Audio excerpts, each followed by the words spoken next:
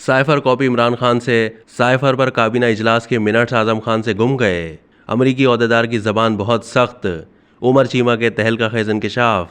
तहकीकाती सहाफ़ी दी न्यूज़ उमर चीमा ने कहा है कि काबीना में साइफर पर बातचीत हुई तो ब्यूरोक्रेसी के लोगों को कैबिनेट मीटिंग से हटा दिया गया था। साइफर की कॉपी वज़ीर आज़म इमरान खान से गुम गई, जबकि साइफर पर काबीना इजलास के मिनट्स आज़म खान से गुम गए।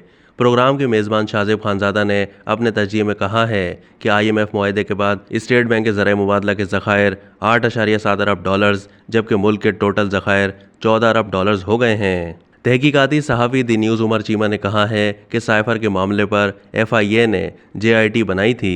FIA ने साइफर मामले पर उस वक्त अमेरिका में पाकिस्तानी सफ़ीर असद मजीद को भी बुलाया था।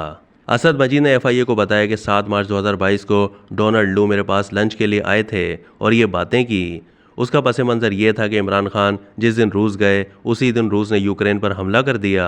इमरान खान ने भी यूरोपीय यूनियन के हवाले से कोई बयान दिया था। इसी तरह की बातों ने अमरीकियों को अपसेट किया। इसी तनाजुर में डोनाल्ड लू ने असद मजीद से अपने गुस्से का इजहार किया। उस वक्त चूंकि तहरीक अदम एतमाद की बात चल रही थी, इसलिए डोनाल्ड लू ने कहा कि हमारा इनके साथ गुजारा नहीं होगा, यानी हम नई हुकूमत के साथ बात करेंगे। JIT ने असद मजीद से पूछा कि आपको लगता है कि इसमें कोई साजिश थी। असद मजीद का कहना था कि मुझे साजिश का अंसर तो नज़र नहीं आता, लेकिन अमरीकी ओहदेदार की ज़बान बहुत सख्त थी। असद मजीद ने उन्हें बताया कि मेरी कोशिश के बावजूद आज़म खान से मुलाकात नहीं हो सकी थी।